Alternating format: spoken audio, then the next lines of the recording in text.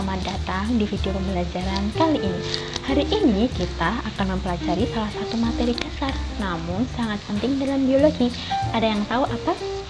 Nah, hari ini kita akan belajar tentang kelompok atau kingdom Monera, yaitu khususnya kelompok Archaebacteria dan Eubacteria. Walaupun mereka punya ukuran yang sangat kecil dan tidak bisa terlihat dengan mata telanjang, tapi organisme-organisme ini punya peran yang besar dalam kehidupan. Contohnya, mulai dari proses yang vital di alam sampai yang dapat menyebabkan penyakit. Jadi, yuk kita eksplorasi bersama dunia mikro yang menarik ini. Pada video kali ini kita akan belajar mengenai bakteri, struktur bakteri, dan juga peranan bakteri. Makhluk hidup itu dikelompokkan ke dalam 5 kingdom besar, yaitu ada Monera, Protista, Fungi, Plantae, dan Animalia. Nah, Monera menjadi salah satu kelompok paling awal yang muncul di muka bumi. Mereka adalah organisme prokaryotik, artinya mereka tidak memiliki membran inti sel. Ukurannya sangat kecil dan biasanya hanya beberapa mikrometer. Kingdom Monera dibagi menjadi 2 kelompok utama atau subkingdom. Jadi ada Archaebacteria dan Eubacteria. Keduanya sama-sama bersel satu, tetapi untuk habitat, struktur, dan sifat-sifatnya cukup berbeda. Dalam video ini kita akan mempelajari Archaebacteria terlebih dahulu, baru kemudian kita akan masuk ke Eubacteria atau bakteri sejati. Archaebacteria sering disebut sebagai bakteri purba. Mereka diberi nama arca yang dari bahasa Latin punya arti kuno. Hal ini karena mereka dianggap memiliki kemiripan dengan organisme pertama yang muncul di bumi miliaran tahun lalu.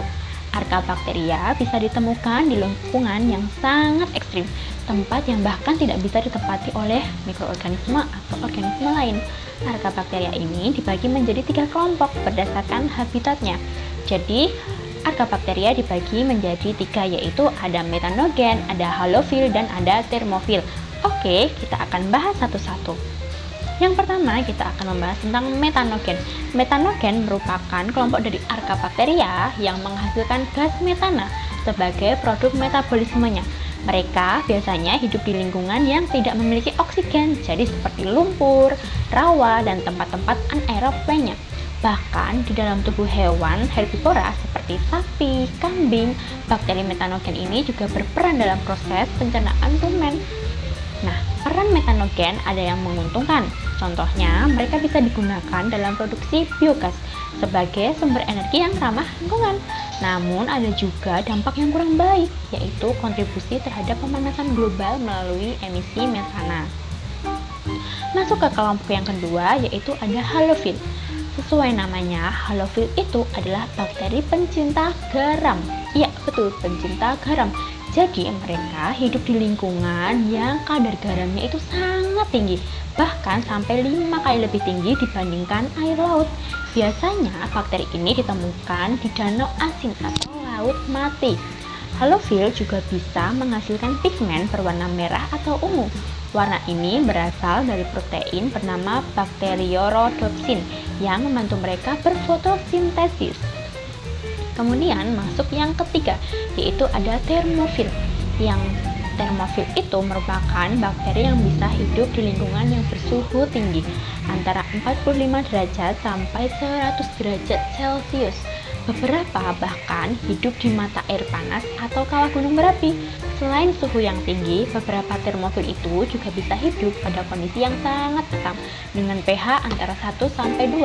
Kemampuan mereka bertahan di lingkungan ekstrem itu membuat para ilmuwan tertarik untuk menelitinya dan diterapkan dalam bioteknologi seperti enzim Taq polimerase untuk PCR. Setelah kita tadi membahas tentang Archaebacteria, sekarang kita akan masuk ke Eubacteria atau bakteri sejati. Inilah kelompok bakteri yang paling sering kita jumpai dalam kehidupan sehari-hari. Bakteri ini bisa kita temukan di tanah, di air, di udara, pada tubuh makhluk hidup, bahkan di benda-benda sekitar kita. Eubacteria itu punya struktur sel yang sederhana. Tidak ada membran inti, tidak ada organel bermembran seperti mitokondria atau kloroplas, namun setiap bagiannya itu punya fungsi yang sangat penting. Nah, mari kita lihat struktur sel dari bakteri satu persatu. Yang pertama itu ada kapsul atau slime layer. Nah, kapsul merupakan lapisan pelindung dari paling luar pada beberapa bakteri. Biasanya tersusun dari polisakarida. Fungsinya itu untuk melindungi bakteri dari kekeringan, dari serangan sel imun, dan membantu bakteri menempel pada permukaan. Kapsul menjadi salah satu faktor virulensi pada bakteri patogen. Artinya, semakin besar kapsul, bakteri biasanya semakin sulit untuk dimusnahkan. Kemudian bagian dinding sel atau cell wall.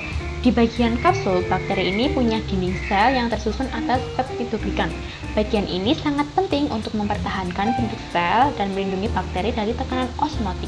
Berdasarkan ketebalan dinding sel, bakteri dibedakan menjadi dua, yaitu ada bakteri gram positif dan bakteri gram negatif yang bisa kita lihat melalui pewarnaan gram. Kemudian untuk bagian yang ketiga yaitu ada membran plasma atau plasma membran. Nah, di membran plasma ini dia punya tugas untuk mengatur keluar masuknya zat dari sel. Bakteri tidak punya mitokondria, jadi untuk proses respirasi atau proses pembentukan energi itu dilakukan di membran plasma.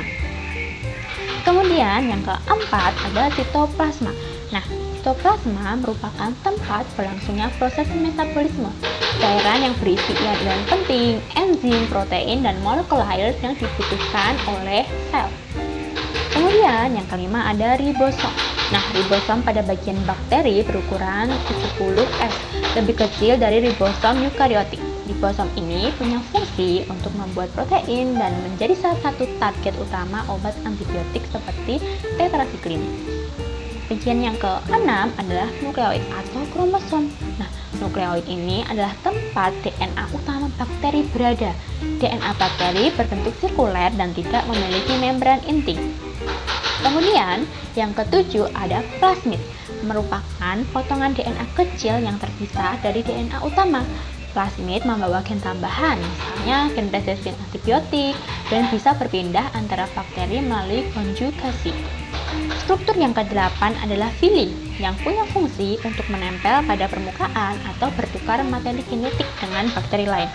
Vili sek ada jenis vili khusus untuk konjugasi.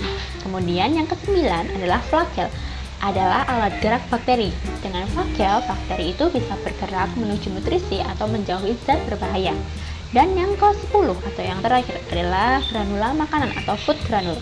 Nah, dia itu punya fungsi menyimpan cadangan energi berupa glikogen, lipid, sulfur, dan fosfat.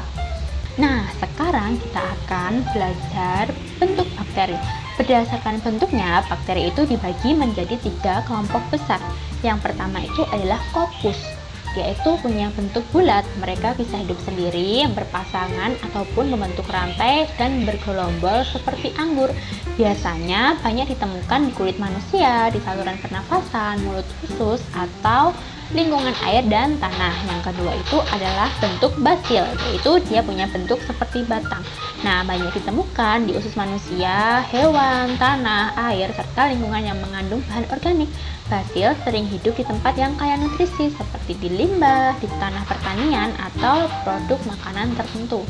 Dan yang ketiga yaitu adalah spiral yang meliputi vibrio berbentuk koma, ada spirillum yang kaku, dan spirocet yang lentur. Nah, banyak ditemukan di lingkungan berair seperti di laut, air tawar, dan lingkungan yang lembab. Nah, beberapa itu juga hidup di tubuh manusia atau hewan, khususnya di mulut, usus, atau cairan tubuh, tergantung dari jenis-jenisnya.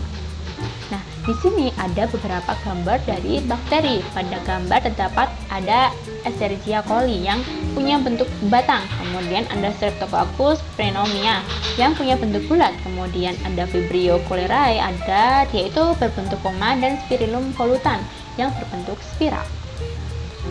Nah, kemudian kita akan masuk ke peran dari bakteri. Jadi, bakteri itu ada yang punya peran menguntungkan, ada yang punya peran merugikan. Nah, kita akan melihat di peran yang menguntungkan dulu. Kita akan masuk ke peran bakteri yang menguntungkan di bidang pertanian, yaitu contohnya ada Rhizobium. Rhizobium ini terdapat pada akar tanaman kacang. Dia itu punya fungsi untuk mengikat nitrogen bebas. Jadi ketika kalian mencabut tanaman kacang, nanti di bagian akar ada bintil-bintil. Nah, di situ adalah tempat tinggal dari bakteri ini. Kemudian ada Azotobacter atau Clostridium. Mereka bisa membantu menyuburkan tanah karena bisa mengikat nitrogen bebas. Kemudian yang ketiga ada nitrosomonas dan nitrococcus. Mereka dapat menghasilkan senyawa nitrit yang menyuburkan tanah. Kemudian akan masuk ke peran bakteri di bidang industri makanan. Di sini ada bakteri Streptococcus thermophilus dan Lactobacillus bulgaricus. Bakteri-bakteri ini bisa membantu kita dalam pembuatan yogurt. Kemudian ada Acetobacter psyllium atau bakteri yang dapat membuat nata de coco. Kemudian yang ketiga ada Streptococcus lactis. Nah, bakteri ini membantu dalam proses pembuatan keju. Kemudian di bidang farmasi, di sini ada Streptomyces griseus, yaitu punya fungsi untuk pembuatan antibiotik streptomycin. Nah, fungsinya dari antibiotik ini adalah untuk bakteri TBC. Kemudian ada Streptomyces aureofaciens. Nah, dia itu punya fungsi dalam pembuatan antibiotik auromycin. Kemudian yang ketiga adalah Streptomyces venezuelae. Nah, bakteri ini punya fungsi dalam pembuatan antibiotik chloromycetin. Nah, sekarang kita akan masuk ke bidang biogas dan pengurai. Di sini ada Escherichia coli, yaitu punya peran dalam pembusukan makanan di usus besar manusia. Selain itu, bakteri ini juga punya peran untuk menghasilkan vitamin K. Kemudian ada Methylbacterium omelianski. Nah, dia itu mengurai asam cuka menjadi metana. Dan yang terakhir ada Thiobacillus denitrificans. Nah, dia itu mengurai nitrit dan menghasilkan N2 yang disebut denitrifikasi. Kemudian kita akan masuk ke peran yang merugikan. Di sini ada dia itu penyebab penyakit pada manusia, penyebab penyakit pada hewan, pada tumbuhan, dan menghasilkan racun. Oke, kita akan masuk ke dalam bakteri yang menyebabkan penyakit pada manusia. Contohnya ada Mycobacterium tuberculosis. Nah, dari namanya saja udah kelihatan ya. Jadi, bakteri ini menyebabkan penyakit TBC. Kemudian ada Mycobacterium lepra. Nah, bakteri ini menyebabkan penyakit lepra. Kemudian ada Salmonella typhosa, bakteri yang menyebabkan tifus. Kemudian masuk ke penyebab penyakit pada hewan. Ada bakteri Campylobacter fetus yang menyebabkan keguguran pada sapi dan kambing. Kadang bisa juga menyebabkan radang pada usus manusia. Kemudian ada Bacillus anthracis. Nah, dia itu penyebab penyakit antraks pada ternak. Kemudian ada penyebab penyakit pada tumbuhan. Contohnya ada Agrobacterium tumefaciens atau bakteri yang menyebabkan tumor pada tumbuhan. Kemudian ada Pseudomonas cattleya. Nah, bakteri ini menyerang tanaman anggrek. Yang ketiga ada Bacterium papaye. Sudah jelas di namanya, pasti dia akan menyerang tanaman pepaya. Dan terakhir yaitu bakteri yang menghasilkan racun, yaitu ada Pseudomonas cocovenenans. Nah, bakteri ini menyebabkan racun pada asam bongkrek. Nah, bisa kita temukan pada tempe bongkrek. Kemudian ada Clostridium botulinum, yaitu menghasilkan racun botulinum pada makanan kaleng yang rusak. Contohnya pada sarden gitu. Kemudian ada Leukoxanthus mesenterithes, yaitu menyebabkan makanan berlendir. Nah, jadi itu anak-anak pembahasan mengenai Kingdom Monera, khususnya Archaebacteria dan Eubacteria, struktur sel bakteri, bentuk-bentuk bakteri, dan peranan dalam kehidupan. Walaupun ukurannya sangat kecil, ternyata mereka punya peran yang besar dalam menjaga keseimbangan alam dan kehidupan manusia. Semoga penjelasan ini membantu anak-anak memahami materi dengan lebih mudah ya. Terima kasih sudah menonton, sampai jumpa di video selanjutnya.